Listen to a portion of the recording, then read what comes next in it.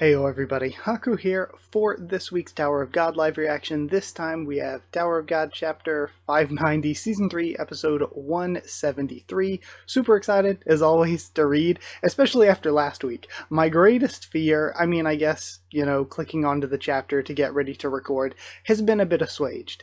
Because, my biggest fear was we got all this cool stuff. We got the FUG hints, Grace Mercier Luzlek hints. We have, basically more than just hints. And, the stuff with Icarus, which I think was the best stuff of the chapter. My fear was that we wouldn't continue that the chapter this week would be like, okay, now we cut back to what Lobadan and Doan and everyone are doing. And it's like, as much as I like them, I really hope that we see more of the FUG stuff. That's really what I wanted, and it looks like that's what we're starting with just from this first little box that pops up. So yeah, last time the chapter was incredibly good. Like I said, I think the Icarus stuff was the best, but I am excited if we actually finally do get to see Luzlek. It's one of those things where I'm not going to absolutely lose my mind, because it's not like we just got slapped with it out of nowhere. We got teased last week, so if it happens this week, then it's like, okay, well, I knew it was coming. It does seem like... So... I love that in every reaction I watched, everyone went through the same process of thinking that the butterfly guy was Luzlek and then being like, wait, no, never mind. The guy in the panel that we can barely see a part of his face is Luzlek, and the butterfly guy's somebody else, which to me is great, or butterfly moth, whatever, because that means we get two new characters. The moth guy looks cool. I'm excited to see Luzlek. I have been really hoping he looks cool for forever, and I have my hopes up. We barely get to see any of his face. It looks like he has a scar or a marking of some kind. The way I could tell, other than by the dialogue boxes, that the moth guy wasn't him, is because the moth guy had his hair tied back, but the panel where we see the face, it looks like there's some hair to the side, so it does look like he'll have long hair. So, yeah, incredibly excited. One of my biggest fears could still happen, actually. We haven't really seen his full face yet, or at least I haven't. You guys are months ahead of me. Some of you, at least. One of my biggest fears for the longest time is that Luzlek's going to show up, and he's not going to look like a K-pop e-boy, because I feel like all of the strongest characters are just fashionable haircuts, fashionable, young faces. So if he shows up and he's like an old guy, I feel like the only person who has shown up and looked like that and still been taken seriously is Lobadan. Unless you're Lobadan, if you show up and you're not good-looking manhwa boy, you're not going to be taken seriously. So I have high hopes that, from what little we saw last time, that he's going to be cool looking. But either way, let's get into reading. Sorry for the long intro, as always. I guess it wasn't too long, 3 minutes. We start with inside FUG's ship. Okay, we finally get to see it, and we get Kelhelm back, who's a character that I feel like a lot of people underrate. I have just loved Kelhelm, so glad to see him back. Yeah, Jinsung. Lord Grace, Ha Jinsung and Kelhelm have arrived. Send them in, okay. Okay, this is so cool, we get to see him. Well, it's been quite a long time. Is this his throne, maybe? It's like something with suspendium floating. It's been quite a long time. I wondered why you'd stayed hidden and kept shifting your work onto me no matter what came up. I really want to keep reading, but I also wanted to bring up, as things enter my brain, because more stuff that, I talked about with everyone after last week, how we know some stuff about Grace Mercier Luzlek. What we know is he's the one who named Bomb Juvial Grace, which is why I've been saying for forever that Juvial Grace is probably Bomb's real name, because Rachel named him 25th Bomb, and Luzlek knew Arlen and V, so if he is Arlen and V's kid, which, if we're to believe the other 10 family heads who keep calling him that, then we have to assume he actually is. Then it stands to reason that Luzlek could probably know his real name, so I think Juvial Grace could be like Bomb's real name.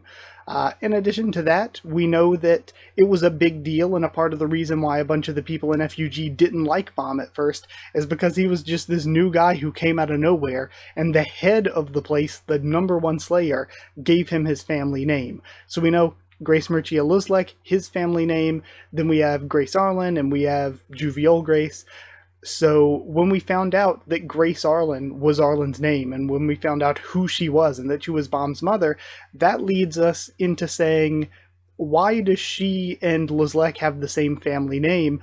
Are they relatives in the same way that, like, Yeon, Hana, and Yarde are relatives, which still hasn't been explained? Or was he adopted into Arlen's family? Or maybe was Arlen adopted into his family? But either way, I just wanted to bring up that stuff before reading, just to, like, bring up, like, more information that we know about Luzlek. You just didn't want to miss the chance to see a family fall, did you? I hope you won't hold it against me. It's been so long since we last saw each other. What do you say? And then, would you care for a drink? And we get to see, okay, half of their face. This is so exciting. We finally get to see what Luzlek looks like. So this is somebody who, and again, I love the moth/butterfly piece in the hair up there. I don't know if you can see my cursor at all.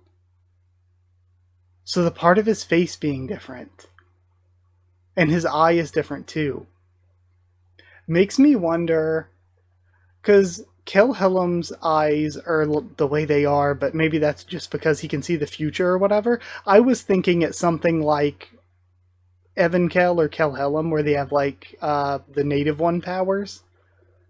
But maybe not. Maybe it's something different. That's so cool, though. And I kind of like the way the outfit kind of reminds me of what we saw V wearing. Okay, I'm going to continue. Of course not. Some of us actually have work to do. Current head of FUG. Oh, what a shame. Grace Mircea. I never thought I would see the day. I get to live to see the day that we see Grace Mircea Luzlek. That's so cool. And I like as well, because Siu has said before, when asked, like, what Viole's name meant, he's like, oh, it's violet, as in the color, like the French pronunciation of violet or violet.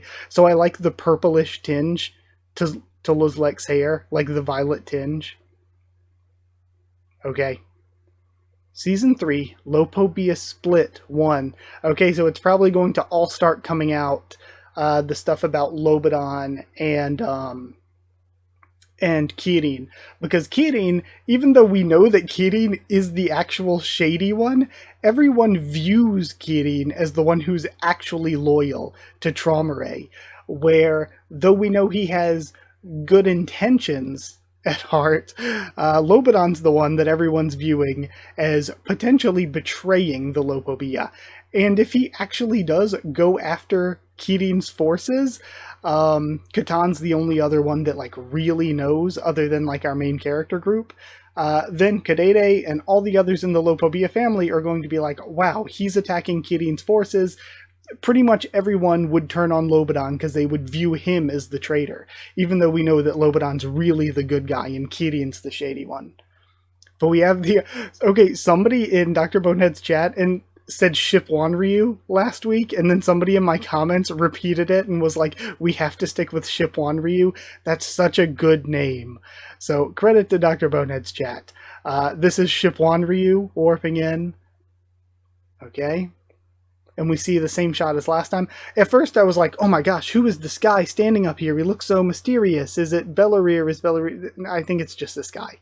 I think it's just weird because we, like, what is it, break parallel? I don't know what the filmmaking term is, where you're shooting things from one side and then you break the scene by flipping it and shooting them from the other side. It feels disjointed. It makes you feel like this is a different character because we flip which side the camera viewing him, so to speak, is on. But I think it is just this guy. What's going on?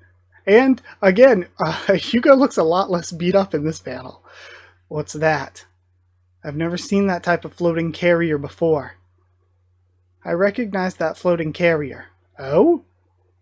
Dewan? Is that Dewan saying this? Because she has the little surprised bubble, and that's different than the one that's speaking. And this is the guy before that was saying, I'm going to fight Traumerei. We still don't know. Like, we've seen them multiple times, actually, because way back at the end of the hotel arc, we saw a panel of them. Okay, and then that looks like, see, okay, somebody brought this up. This is Richmont's warp. Somebody in the comments said, hold on, I'm gonna move the thing so you can see this panel clearly. Yeah. So, do you actually, I don't think you actually see my cursor on screen, but see the two blue things, like the blue oval things in the center of this warp. Somebody was bringing up that looks like the family symbol that's on the 20th floor. It's all over the 20th floor if you go back and look at that arc. And they were like, since it's lighthouse related, could it be the Tupari family symbol? And at first I was like, that's a bit of a stretch. But then I went back and like actually looked, and I'm like, maybe it's not a bit of a stretch. Maybe it does. Because like, what are the odds it's like two little blue things like that? And also, not only is it a lighthouse, but this is like an eye shape, a God's eye, Tupari Tupari. That to me feels like it might actually be the Tupari family symbol. Given that lighthouses, it's on an eye shape, and it actually looks like two like cat-ish like slit-shaped pupils. What if when we finally see Tupari, their eyes, their pupils are like a double cat's eye or something like that? And that's what their eyes actually look like, and that's what the family symbol was taken from. Like Arie's is probably the sword, that one seems pretty obvious. Yeon's is probably the one that looks like a flower of Zygena, because of course, the flower of Zygena. So what if it's the two blue things and it's literally supposed to look like Tupari's eye? Is what I'm thinking. Okay, gotta put the thing back up so I don't get in trouble. But I just wanted to bring that up, because like, especially, so last week I was like, okay, hold on, I'm gonna let them cook. They might be onto something there. I was a skeptic at first, but they might have a point. But now, after seeing this panel, after seeing this week, I'm a little bit more sold, because it looks like an eye. It actually looks like the pupils of an eye. It's like a black sclera if you were to take this as an eye. Or a black iris, rather. No, the sclera would still be the white part on the outside. So yeah. I'm actually kind of sold on that. I'm actually thinking that might be the Tupari family symbol. So Richmont is warping in, and we know that Bomb chased after with Bong Bong, I believe. Of course, that's going to be rough on Andraste because she doesn't have Kun to help. Oh wait, he probably left in a ship. I was going to say he doesn't have Kun to help propel the Bong Bong, and also Andraste said she was getting tired.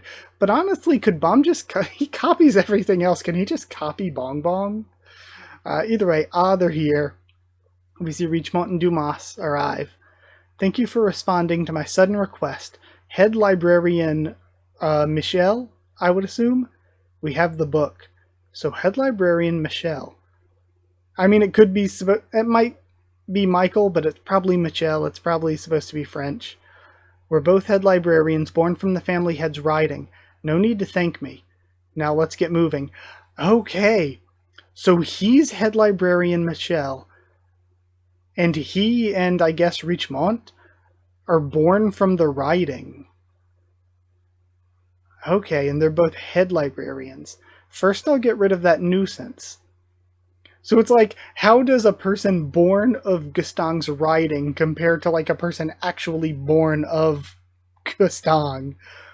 So he can just make people with writing. That sounds almost like they're like, whoa, Enryu could create life from Shinsu. How different is this from that? You know? But we see another shot of Shipwan Ryu. And then reaction face from Lobadan. And it's using its powers that it did before. Vice Commander, defend the ship. Yes, sir. Get the barrier in the lighthouse ready. It's too late. Oh, and he's blowing a horn. The sound effect.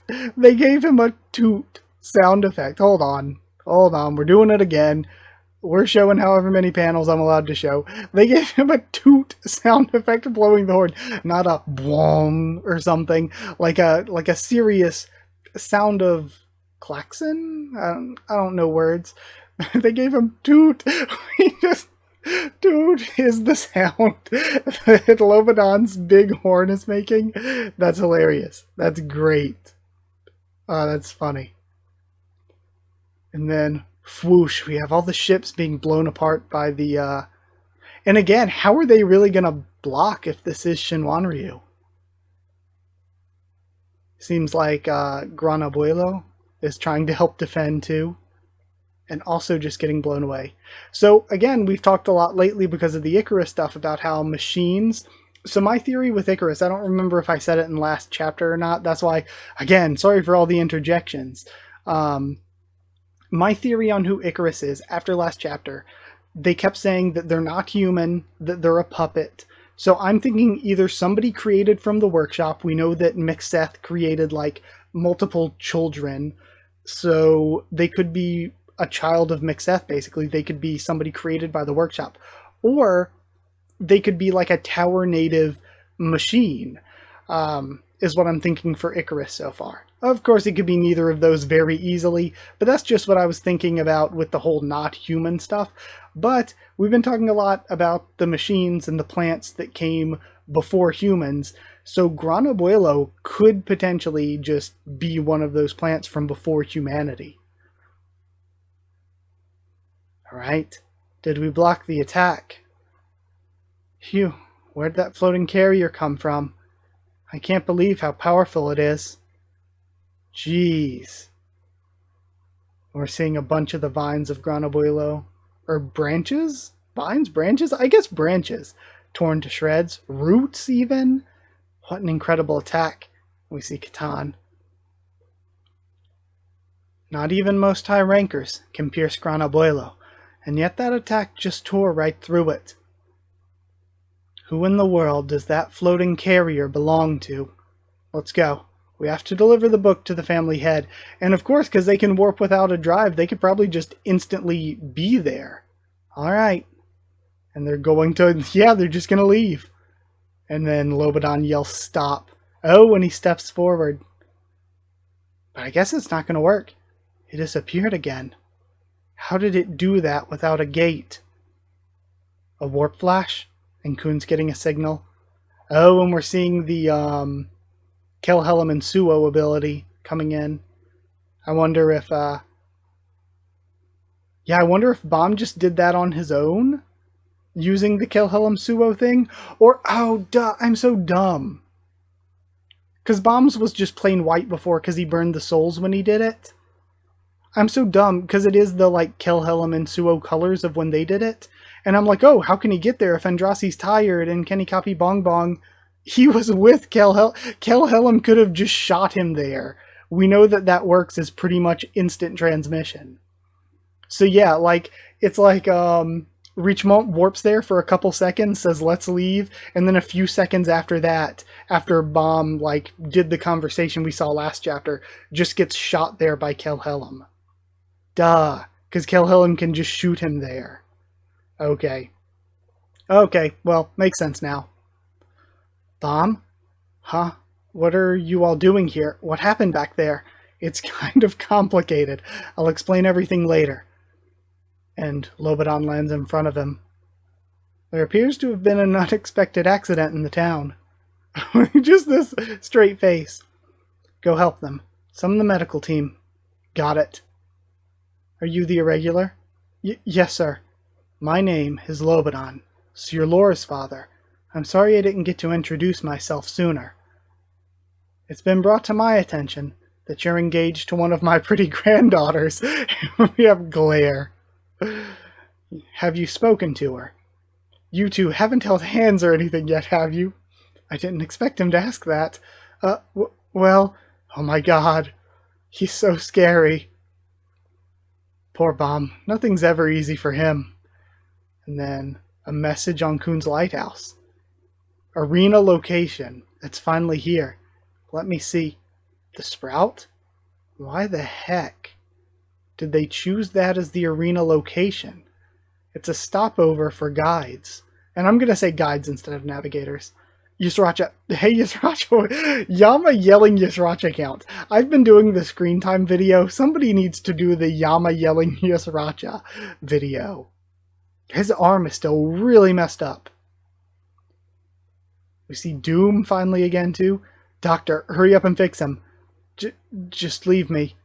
This doctor guy, I kind of like this doctor guy's design. Can he stick around as a character? I kind of like this guy. And I've seen him for like one panel. What are you talking about? I'm not going to make it anyway. You know that. High rankers are hard to kill, but they're even harder to save when they've been mortally wounded. You said you wanted to know about Wang Wang, right? Why do you mention that all of a sudden? Your father, Wang Wang, was a real mutt. Hey, watch how you talk about my father. He acted, and I love, let me go back up. I love we got Doom and Yama listening into the backstory. Paul nowhere to be found. This doctor might as well be the third brother. And then, oh, sorry. He acted gruff on the outside, but he really liked people. And all he cared about was his master and his family. He looked after them well. Oh, that's so cute. We have like little baby, again, Paul nowhere to be found. Little baby Yama, young Doom, Yusracha in the back. But he didn't really hate cats all that much either. He was a true mutt. Is that an insult or a compliment? And he pulls out his lighthouse. Take this. Oh, is this going to be the third part of the Fang? You want to get strong, right, Yama? My research about hybriders is in that lighthouse. Okay, so hybrider is like, there's like more than one of them. I'll unlock it for you. It's yours to keep. If you really want to achieve complete transformation, you might find a clue in the lighthouse. Yusracha, your father's power within you will help. Don't be a mutt like him. You are meant to be a wild beast. That's what your mother wanted. You must lead the beastkin as their king. And his arm drops. Hey, Yusracha! Dun-dun. Yusracha. Sorry if my dun-dun reading really took the weight out of the scene. I think this is finally it. I think this is Yusracha death. I really liked Yusracha as a character, and again, this is a good way to go out. What happened before was a good way to go out. I mentioned it all before when I read that last chapter. It's just that it doesn't hit me as hard emotionally, given that we've been going through the Yusracha is dying saga for a while now. And then the doctor's tools. He's gone. Yama? God damn it. Okay, so he is dead. Sahard, Lopo Beatramare, Pobadao, those bastards. I swear to God, I'll make them pay. Yusracha, I'll become king of the Beastkin. Just like you wanted.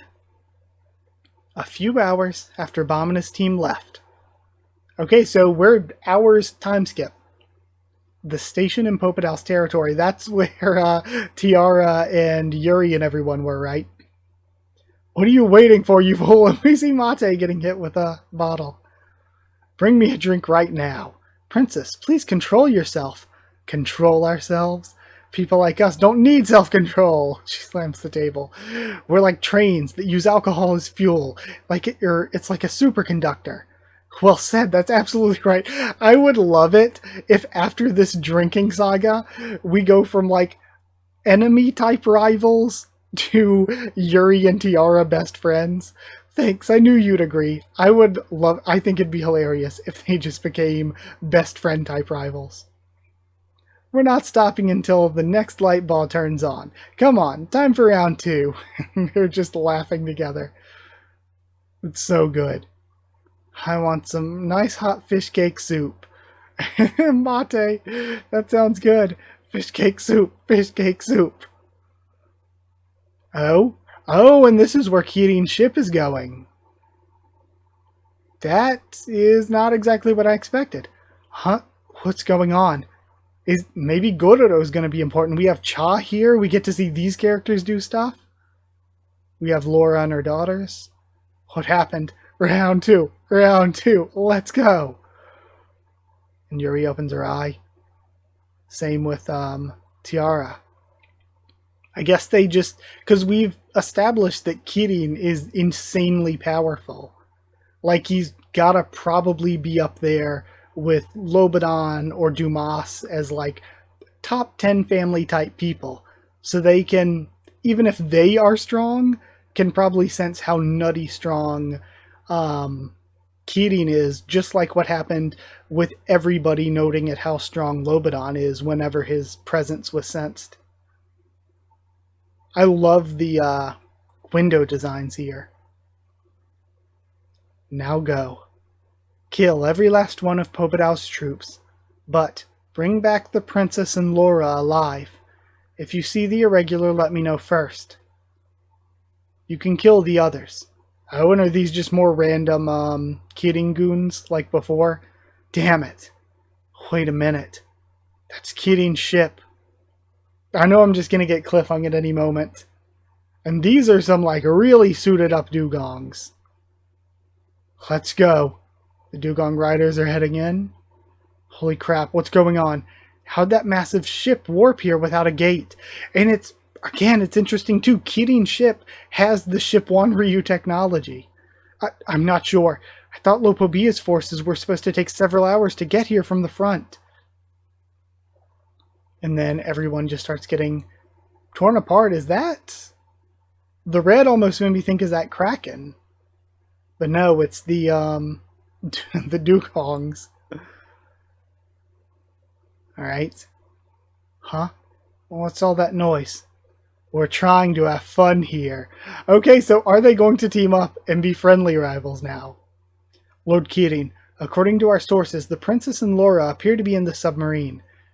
I see. In that case, destroy Pobedau's floating carrier. I can't stand the sight of it. And then all of his people start charging. Come on, don't let anyone escape. And they get torn apart by Green, maybe the Green April. Who's that? He looks like a red fish cake. Where the hell did he come from? Is this racism? All this racket is giving me a headache.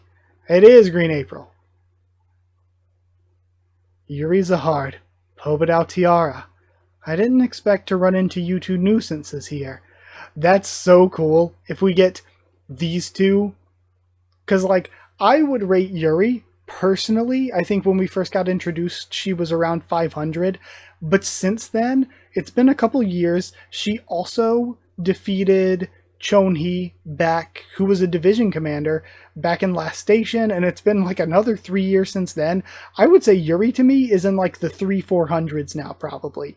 If I, like, not just in terms of influence, but in terms of strength. If we're talking in terms of strength, I think Yuri's like in the 300-400s now, at least.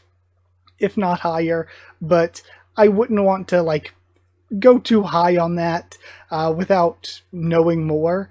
So yeah, like 300-400. Tiara is probably maybe even higher up there because she really got the upper hand over Yuri. I would say she won over Yuri in the hotel arc, even though there's no like real winner.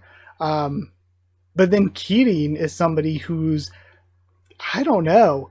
It depends on like how many members of like Walhaik-song or FUG or the 10 families were saying are that strong, but if Kirin and Lobanon are the strongest other than the family head and the Lopobia, you've got to think at least top 200, definitely. Maybe, I think top 50 is just too high though, because there's so many like princesses out there. There's characters like Calavan. There's the family heads, of course, and some of like the old Slayers, people like Lizlek. So, yeah. But either way, that's going to be a really cool fight because we had the two of them teaming up. They were rivals that had a really good fight against each other, and they get to go against a guy who we know is unbelievably strong. I don't think we'll have a conclusive end to that fight. Like, I definitely don't think they're beating Kirin, but I don't think that Kirin's just going to defeat Yuri and Tiara either. I think this is probably going to roll together into everything else into one big clusterfuck. This the stuff that's happening at Bomb's side and Lobadan's side, the stuff that's happening now at Gastang's side, because Gastang is going to have the book. Gastang won the fight for the book. So all of this wrapped in together, and they're about to have the actual match. Kuhn just got the info about the Sprout. I just think this is all wrapping together into one big clusterfuck. So there won't be a definitive end to this fight, but it'll be cool to see if we actually get to see some of it. But yeah, that was an incredibly good chapter, starting with Lizlek. Like I said, I really don't have much to discuss here at the end, because I interjected a lot during reading to talk.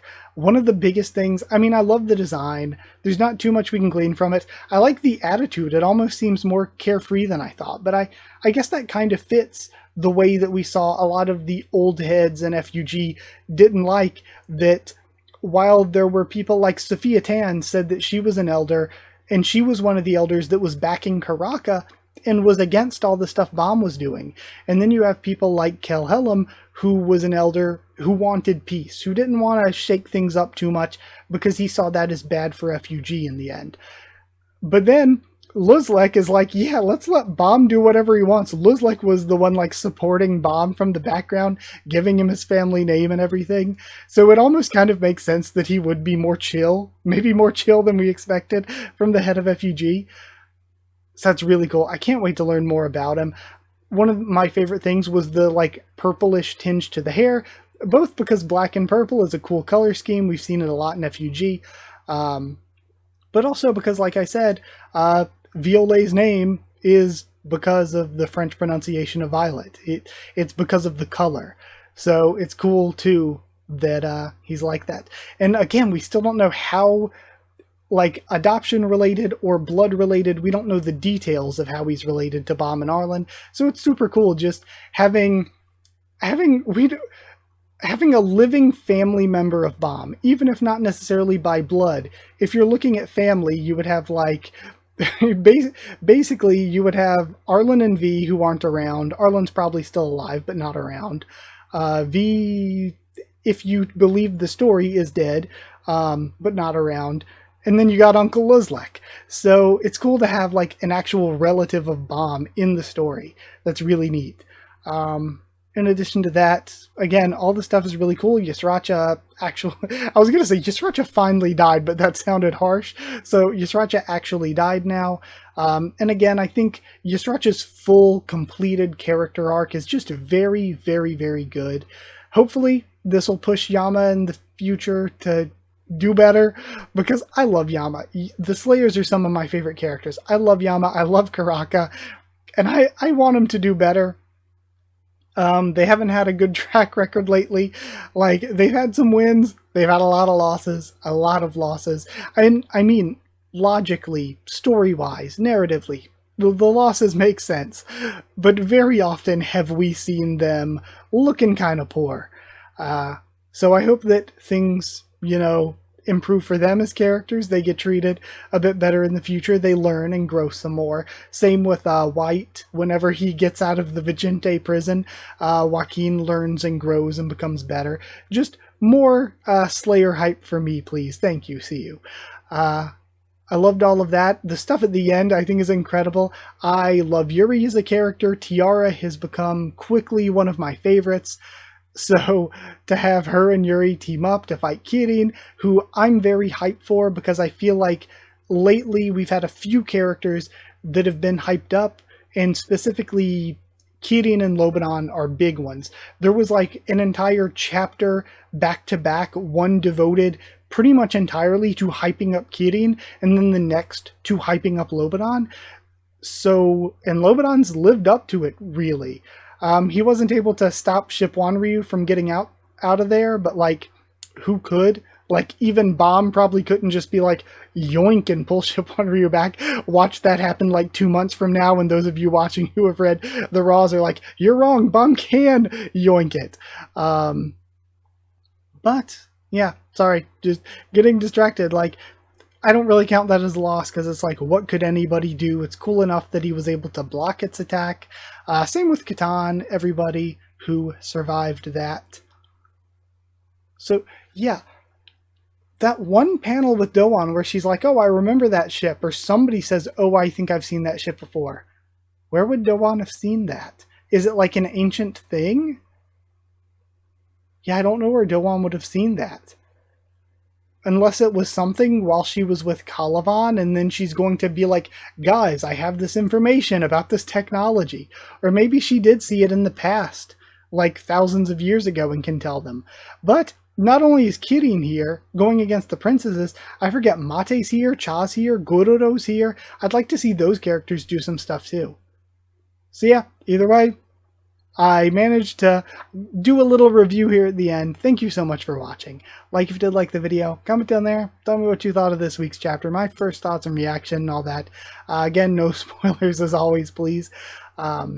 Like, comment, subscribe, follow on Twitter if you want. If you want a link to the Discord server so we can talk there, it's free and open for anyone. Just ask and I can give you a link. If you want to help support the channel, you can by dropping a super thanks down below if you want to.